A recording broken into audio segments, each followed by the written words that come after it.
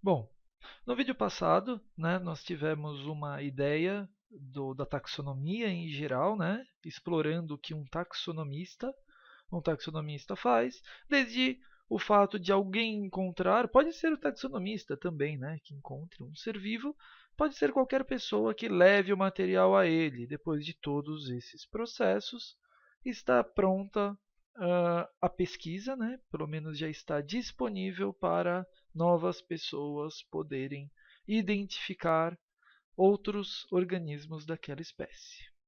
Bom, agora nós vamos ver como fazemos uma descrição, como os taxonomistas fazem uma descrição.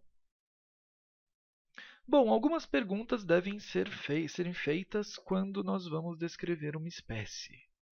Por exemplo, como é essa espécie? Se você tem que descrever, né, caracterizar a descrição, nós temos que sempre lembrar que é um texto que nós escrevemos e, a partir da leitura desse texto, tem que ser possível nós imaginarmos, tem que ser possível, pelo menos, termos ideia de como é esse ser vivo. Então, como é essa espécie? Que características essa espécie possui? Principalmente, que características são únicas dessa espécie comparando-a com outras espécies parecidas? Por quê? Porque através dessas diferenças nós conseguimos identificar mais fácil quando estamos na dúvida entre uh, alguns indivíduos parecidos. Bom, outra pergunta que nós podemos fazer é: quem ler a descrição irá entender o que eu quero dizer? Como assim?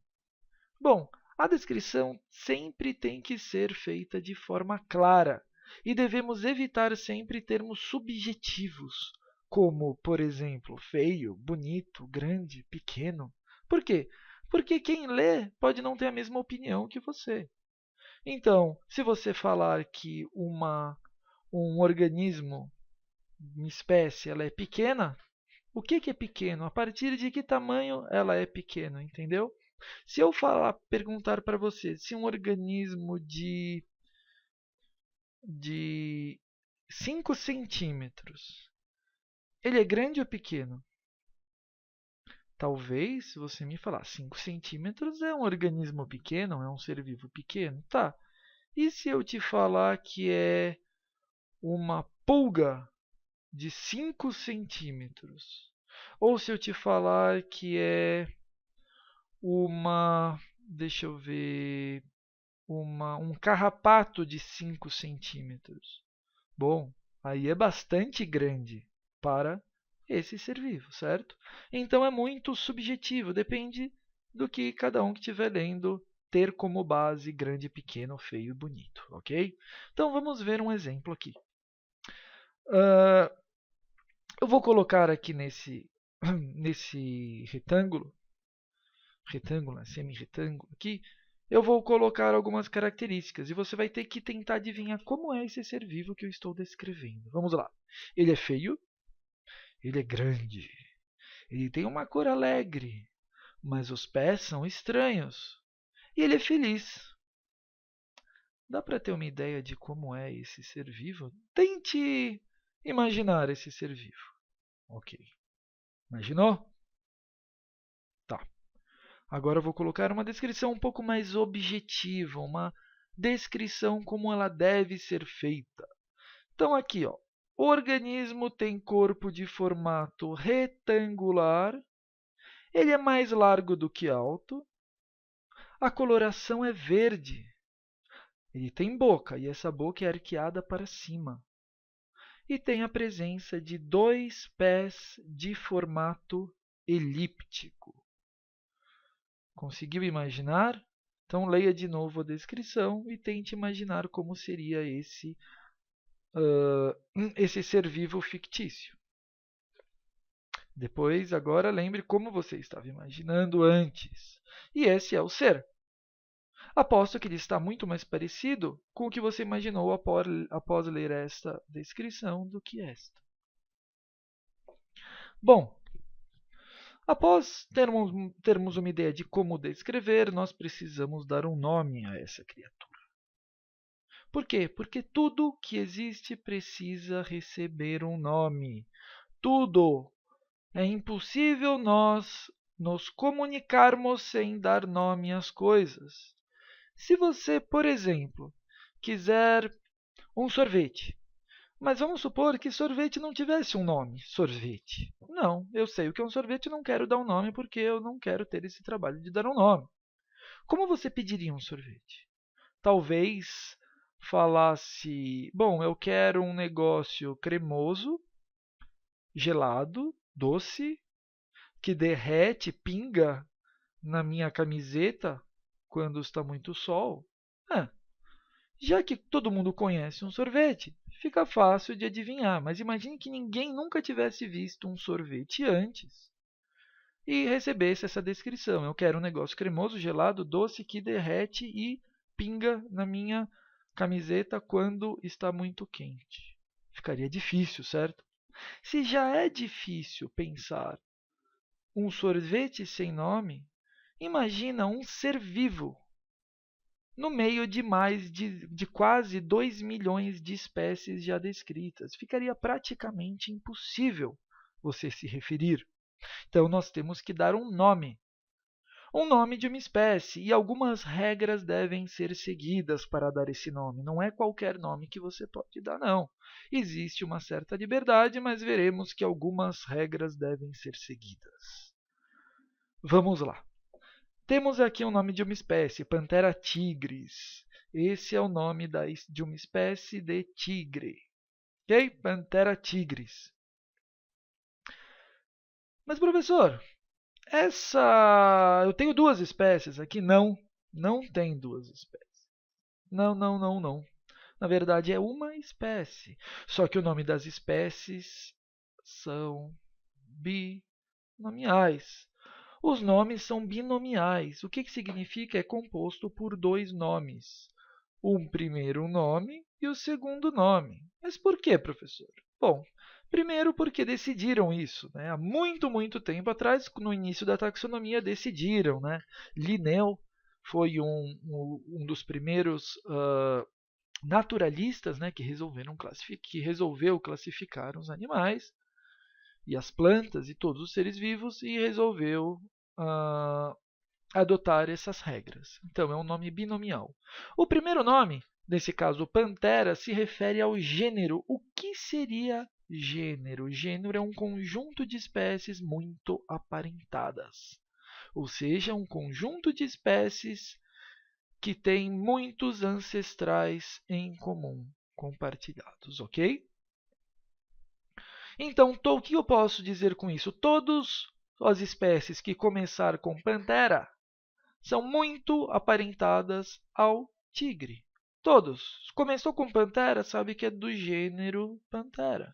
Quer dizer, do grupo Panthera. Por exemplo, existe Panthera leo, que são os leões. Existe Panthera onca, que são as onças. Todas são muito parecidas com os tigres, certo? O segundo nome, tigris, é chamado de epíteto específico. O que seria um epíteto específico? É um qualificador da espécie. É a mesma coisa que eu falar, eu fui ao zoológico e vi um pantera, uma espécie do gênero Panthera. Mas qual pantera? Panthera tigris. Não Panthera onca. Não Panthera leo. Eu vi um Panthera tigris. Então, o epíteto específico ele diz qual pantera que é. Muitas vezes, esse nome dá alguma característica que difere a espécie das outras. Então, no caso dos tigres, a pantera é Panthera tigris. Então, o nome da espécie, sendo binomial, carrega os dois nomes. Panthera tigris. Qual é o gênero? Panthera. Qual que é a espécie? Panthera tigris, não tigres. Só tigres não é nada. É apenas uma palavra que acompanha Panthera, ok? Então, Panthera tigris é a espécie. Bom, vamos ver então um resumo das principais características das regras a serem seguidas para dar o nome a uma espécie. Precisa ser em latim. podem ver que sempre o nome de uma espécie é um pouco estranho. Panthera tigris, Auslaus. É sempre uma coisa um pouco estranha. Por quê? Porque precisa estar em latim. Por que em latim? Em latim, porque é uma língua morta, é uma língua que não sofre mudanças. Por quê? Porque ela já acabou. É uma língua que é usada para fazer que forma muitas palavras, mas é uma língua que nós chamamos de morta. É uma língua que não sofre modificações mais. Ok? Se fosse em português o nome de uma espécie, cada mudança na língua portuguesa eu teria que mudar o nome de todas as espécies. Como o latim não muda, o nome das espécies, pelo menos a princípio, permanecem o mesmo. Ok? Outra coisa, precisam estar destacados. Os nomes precisam estar destacados. Aqui, Panthera tigris, dá para ver que está em itálico, está deitadinho? Sim, precisa. Ou poderia estar sublinhado. Por que, que eu preciso fazer isso? Porque latim é uma língua diferente da língua que você estará escrevendo ou falando. Ok? Então, quando nós temos um outro idioma no meio de um texto, nós precisamos destacar em itálico ou sublinhado. Então, sempre que escrever um nome de um gênero ou da espécie, coloquem em itálico ou sublinhado. Eu aconselho, se tiver num editor de texto, como o Word, por exemplo, o PowerPoint, pode colocar em itálico, que fica bastante visível.